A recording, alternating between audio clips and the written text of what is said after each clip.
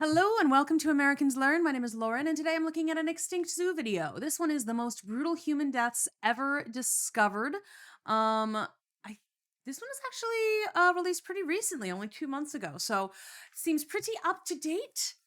It seems like we're going to have some squishiness in this one, so get your comfort device yeah, let's learn. Let's learn. Do we want to? Do we dare? Ever heard of the show 1,000 Ways to Die? Yes. Well, if you take a look at our 300,000 years of history, you'll soon come to realize that 1,000 isn't nowhere close to cutting it. Try more like 1,000,000, if even that's enough. And through the ages, people have had to endure some pretty painful demises, some of which were definitely worse than others. But thankfully, thanks to technology and general progress, horrific endings are becoming less common than they used to be, especially because of just how tough ancient Earth was compared to now. And we can only guess what kind of bowl our ancestors had to go through. But once in a while, we don't have to, as occasionally, researchers will get really lucky at the expense of a seriously unfortunate individual. And we get to see firsthand some of the catastrophic injuries that ancient people had to endure, and sometimes even survived.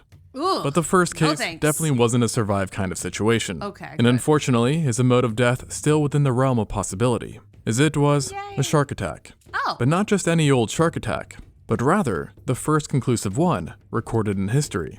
An achievement that certainly nobody wants to have, but nonetheless goes to a well, I mean, it's at least the first one that we know of, right? Because it's like, which probably means there was a lot of them happening, but this is the only one that got preserved. 3,400-year-old hunter-gatherer from Japan, simply dubbed Tsukumo 24.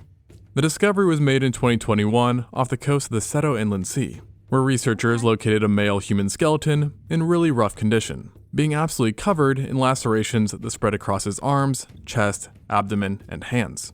Originally, researchers were quite horrified and confused, as they were so deep that they marked bone, and matched what was seen in wounds caused by metal weapons, not animals or non-metal tools like a stone knife. What's more is that they weren't just looking at a few cuts, and not even a dozen or two, but instead, over 500, 790 to be precise. And what made everything all the more weird was that the man had belonged to the Jomon culture, in which metalwork was absent, meaning it wasn't some deranged serial killer that had caused this with a metal weapon. Therefore, they took another look at the injuries, and noticed this time around that they were V-shaped and identical to those seen in modern-day shark attacks. Wow. This, in conjunction to his location, which was on an archipelago, led to the conclusion that a large tiger shark or great white had killed him, and it really did a number on him during the attack, administering multiple injuries that were fatal within their own right, including the fracture or tearing of every rib, the evisceration of his chest cavity and abdomen, and to top it all off, multiple dismemberments, which included both his feet and left hand. These missing extremities also helped. Like, wow, because the sharks usually just kind of bite and then realize that you're not their food, and so like they don't usually keep going. This one really wanted his guy dead. To tell researchers that the poor bloke was alive in the initial attack, since he likely used his hands and feet to defend himself, during which they were then bit off. This got rid of the possibility of the whole thing being a scavenging event as opposed to an attack. Yeah. But led to a new question of why the shark had attacked him in the first place, as it was his left leg that bore the most deep bites, heavily implying an unprovoked ambush attack. And the answer was hidden in his bizarre final resting place. Really? Opposed to being found at sea, as one would expect, or in a place that was once submerged, the victim was found in a traditional burial site, and his bodies did not show signs of being in the water for long, meaning that he likely wasn't alone at the time of the attack. And given that the Jomon people were exceptional fishers, the current belief is that a group of people had gone out on a boat to catch fish. At some point during the fishing excursion, the unlucky man had left the boat and got into the water to perhaps spearfish or to simply bring up a catch, not knowing that the spilled blood in the water had attracted a shark, which then swiftly attacked him. Seeing he was in danger and under attack. I mean, I guess especially if it was like a tiger shark or something, that does make sense. There's a couple of sharks that are that are more likely to attack and keep attacking. The others that were with him then came to the rescue and pulled him up. But it was already too late, and the only thing they could do was bury him, as he likely died well before reaching the shore. Well, now, if you're planning a trip to Japan, don't panic quite yet. Yes, there are still sharks there now, but the situation was much dicier back then, with a number of known shark teeth implying that their populations were significantly higher than they are now. Huge tooth. And this is also reflected by the Jomon culture, which features multiple art pieces that depict various sharks, namely hammerheads and tiger sharks. So it's likely that attacks were much more common back then. Now clearly, this particular incident had a rather regrettable ending. But not all horrific injuries ended so poorly, as sometimes ancient humans not only survived traumatic wounds, but even thrived afterwards. Okay, well, good as best for them. showcased by the world's oldest known amputation, which dates back to 31,000 years ago.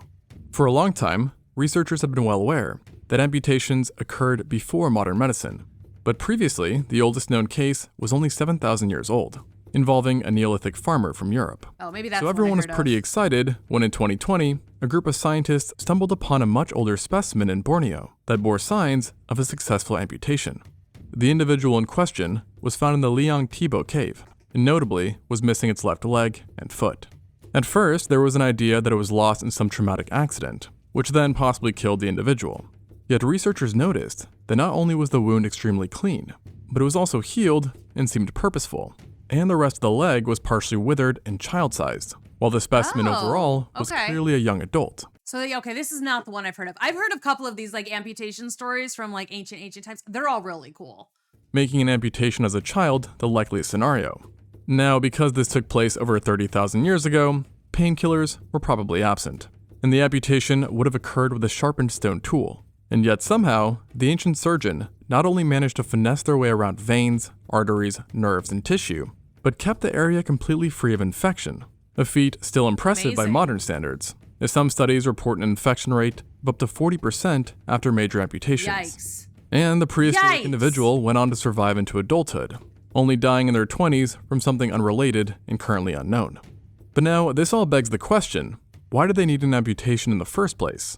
A possible idea is that it had something to do with the area that they lived, as the terrain surrounding the cave is extremely rugged, elevated, and littered. Yeah. So I was thinking like, that kind of thing could be like their foot got crushed or something in a rock slide, or, if they got bit by something, that the assumption was, well, it'll kill them if it stays on. So they, cut off a limb, which, sometimes works in zombie media. So who knows?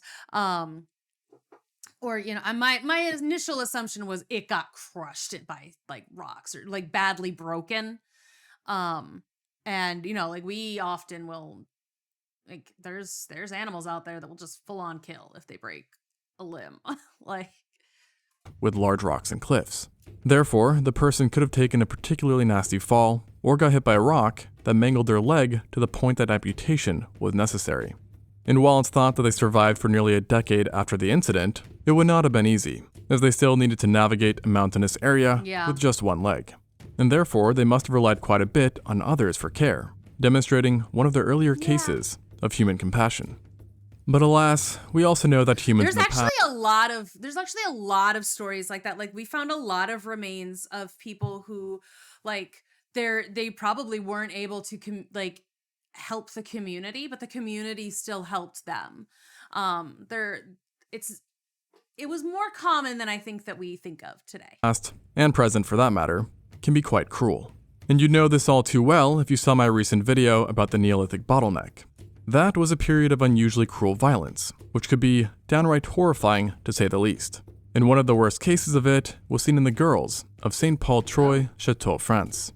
This grisly discovery involved 3 women who were found buried together back in the 80s, but dated to about 5,500 years ago. Wow. And only recently did scientists unveil that a cruel sacrificial ritual had taken place. Poor girls. In total, 3 victims were found, and yet 2 of them were buried in very contorted positions and stuffed into very tight spaces, while being completely covered by heavy grindstones, likely meant to keep them down and from moving, signifying that these 2 had been buried alive and against their will. Furthermore, the positions of their arms and legs suggested that while decayed now, a rope had at some point not only bound them, but tied their legs to their necks, causing them to involuntarily strangle themselves, and coincidentally, mirroring a torturous killing tactic sometimes used by the Italian mafia, named incapacitamento. However, while mafias do it today for revenge against traitors, these Neolithic murders were some sort of agricultural sacrifice, as they were buried in a structure that mimicked a silo grain, and the 3rd woman was buried on top of them, unbound, and above the stones, presumably for symbolic purposes. The location was also quite peculiar, Yikes. as it was built in a way that during the solstice, the sun would shine directly onto the silo. So in other words, whoever was behind this was quite twisted, yet unarguably well organized. Now, a less organized, but more strange and rare killing took place not so long before this. However, this incident occurred on the other side of the world, and involved the only known prehistoric sapien to be found in a tar pit, the La Brea Woman. In I've case heard you of didn't her. know, Los Angeles is home to the La Brea Tar Pits, which is actually an active paleontology site that has served as a predator trap for tens of thousands of years, as animals who got stuck in the sticky tar would in turn attract many unknowingly doomed carnivores. It would be cool to go to the La Brea Tar Pits, I think. I think that would be cool. It is unfortunate that there is a person in there, and which means there might be more. And it is believed It's one of those things that it's like, if one was found, like, what is the likelihood that a thing only happened one time? You know, just because we only have evidence of one, what is the actual likelihood it only ever happened once? to be up to 50,000 years old. And through the years, paleontologists have recovered thousands of iconic Ice Age specimens, like direwolves, ground sloths, saber-toothed cats, American lions, mammoths, mastodons, and then primates. Or rather, a primate. To be specific, a lone woman. Believed to have been between 18 to 30 years old at death, the La Brea Woman is a well-preserved skeleton that consists of cranium, mandible, and postcranial material. In life, she likely stood around 4 feet 10 inches, or 1.5 meters tall, and lived some 10,000 years ago, Wow. where based on her dentistry, she sustained herself on a diet heavy in stone ground meal. That apparently led Amazing what we can tell from like dentistry and like it really is cool what we can discover from bones and teeth. to tooth issues, and could have caused quite a bit of pain in life. But putting all that to the side, the biggest issue obviously had to do with her being buried in the tar pit. You see, this was quite odd, as Paleo Indians were definitely well aware that such Yeah. a pit was dangerous and best to be avoided, which led researchers to suspect that she had a rather nefarious helping hand in ending up there. And upon further examination, they did indeed find that her jaw had actually been broken, while her Oh, skull had been shit. fractured and possessed a small hole in it, indicative of a powerful strike, and not one that came from an animal, but rather from a wow. quote-unquote fellow human, which if accurate, would make her LA's oldest known murder victim, given the age of the skeleton. Dang. And though highly debated, it's been hypothesized that given the location, that she had belonged to the Chumash people. Yet why she was attacked is not known, well, obviously. nor if the attack came from her own group, over personal discourse, or if it originated from a hostile party Yeah, well, there's no way we're ever going to know that. Like, unless someone invents a time machine. that was looking for resources, and potentially viewed her as a threat. Additionally, even though her wounds were almost 100% guaranteed to be fatal, given the level of medicine at the time, it's not clear if she had died first and then was dumped in the tar pit, or if she was thrown in there while wounded, but actually died from sinking under and suffocating in the tar. It is interesting because it definitely highlights a level of premeditation. Like it was someone tried to cover up their crime. So someone, which is why I would think that, like, okay, so like, look, we're never gonna know for sure. I would assume that it was somebody in her tribe, and crime of passion, punch, whacked her over the head, punched her in the face, realized what they'd done as she's like lay dying, and dumps her in the pit, right? To hide the evidence of their crime. That is what I would assume based on the fact that it was in the pits at all. Like, especially if that's one of those things that like they obviously knew not to go in the pit. I mean, kids, if she was younger, kids are stupid. Like, I'm honestly shocked they haven't found like children bones in there, because kids are dumb, and like, kids will go into places they're not supposed to. I remember one time as like a 4-year-old, they were doing yard work or something in my neighbor's yard, and there was a big old hole in the ground, and me and this other 4-year-old idiot, we like were having a great time. We both decided to play explorers, and we jumped into the hole, at which point we both got fucking stuck. And if the worker hadn't come back, from his lunch break or whatever and lifted us out of the hole, we might have been there for a while. Because it was not tall to him, but it was tall to us. So I'm just saying, kids are dumb. They get into the dumbest situations. Like, but the fact that she's older, I would definitely assume that someone tried to kill her, whacked her in the face, freaked out when they realized she was dying or dead, and chucked her in there to get rid of the evidence. Now, obviously, neither are good ways to go. And honestly, I'm not sure if I'd rather get bonked or drown. And unfortunately, though, we know that definitely happened with another specimen. I definitely wouldn't want to drown. Like, I think drowning, it sounds like sounds like a terrible way to die. Like, maybe not as bad as burning alive, but really, really bad. Now known as the first modern human that we know of to have drowned. And ironically, he did so in one of the driest places on Earth, the Atacama Desert. Oh. This harsh and unforgiving region is found in Chile, and is perhaps the oldest desert on the planet, meaning that at any rate, this Neolithic man who dated to 5,500 years ago still lived in the area when it was absolutely bone dry. Yet his body was found in a round stone structure on top of seashells, which does kind of make sense because he lived on the coast, meaning that water was accessible.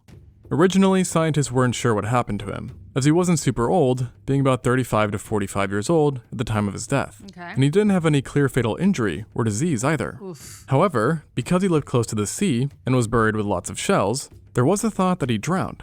But how does one figure out if a 5,000-year-old plus man drowned Skeleton. or How do you didn't find out if a with just skeleton bones? drowned? And surprisingly, you take a look at those bones and look for diatoms, which is basically any member of a large group comprising of several genera of algae.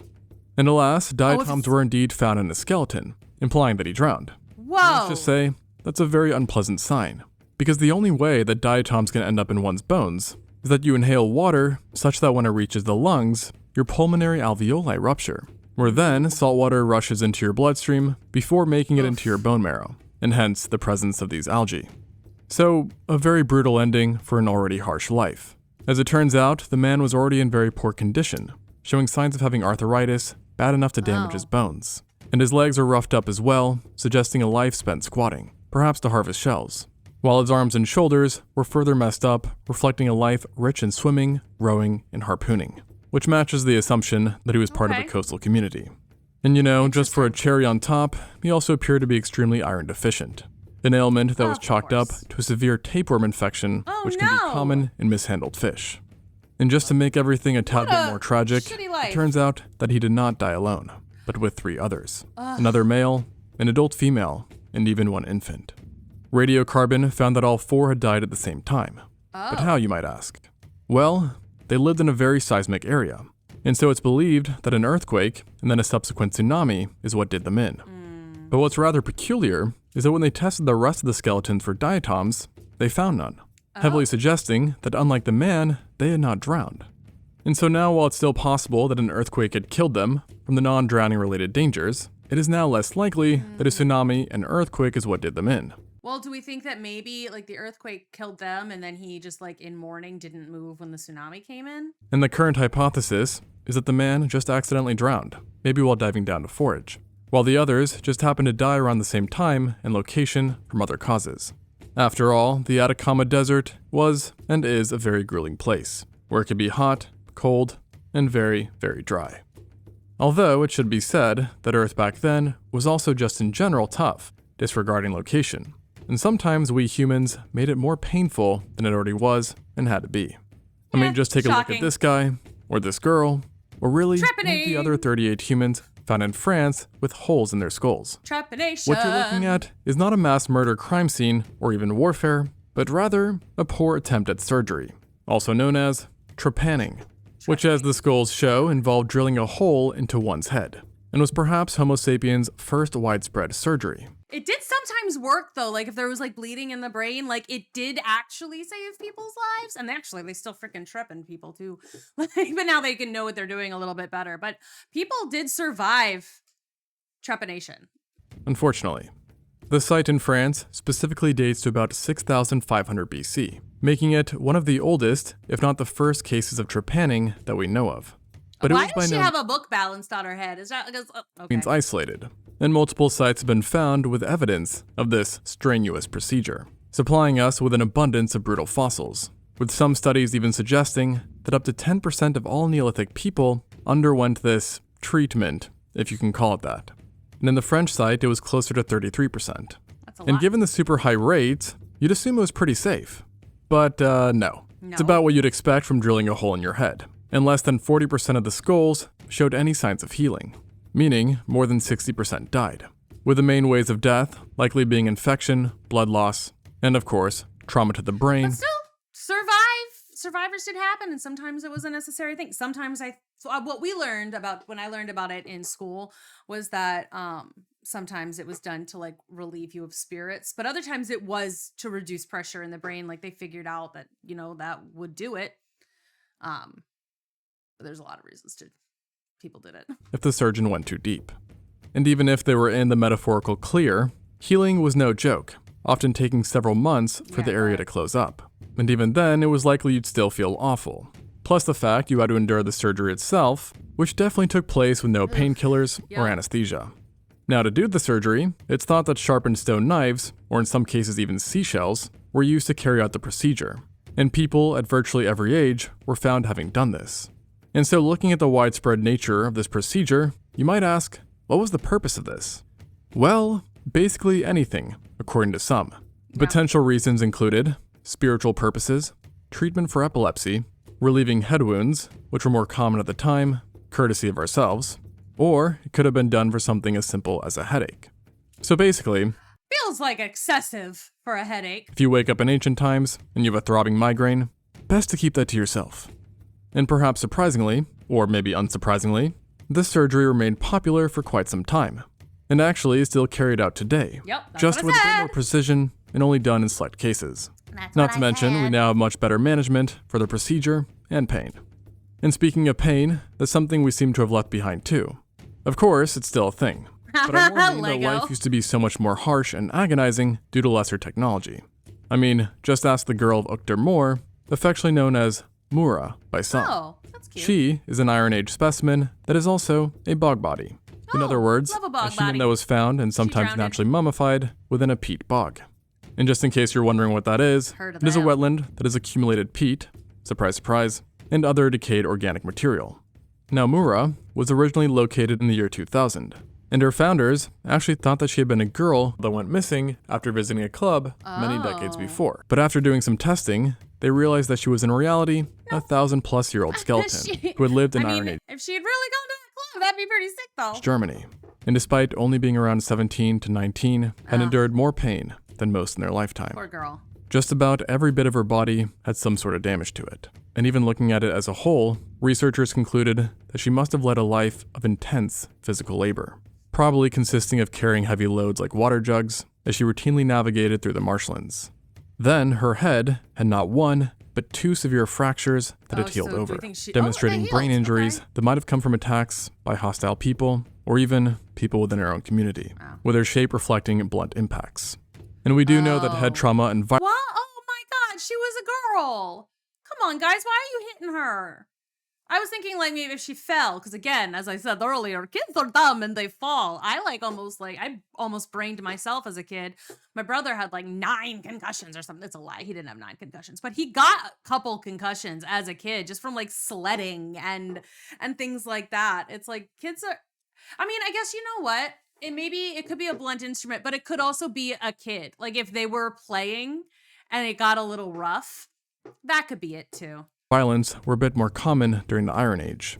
I mean, like I said, one time, I twisted my brother's arm, all the way back one time. He stabbed me in the eye with a popsicle stick. Kids can kind of start playing rough sometimes.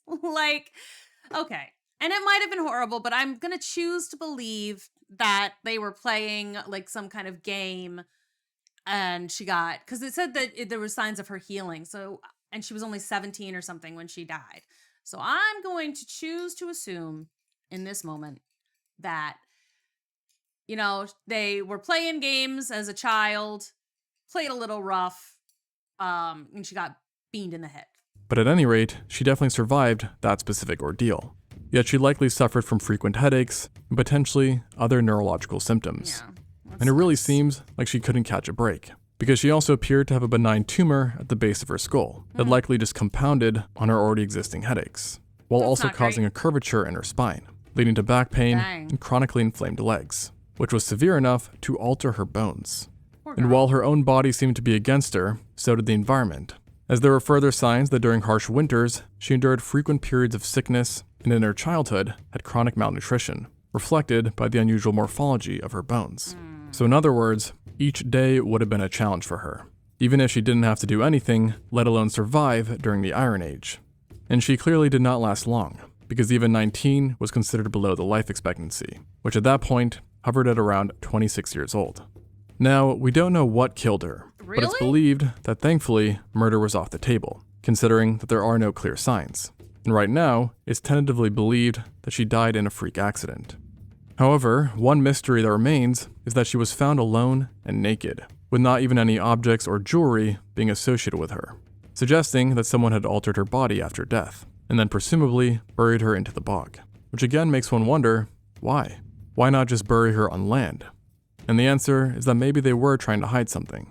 And sadly, not even in death did Moore get a break, as when she was recovered back in the day, it was done accidentally after a machine had scooped up her remains, but not before ripping them into 100 different pieces that needed to be stitched back together.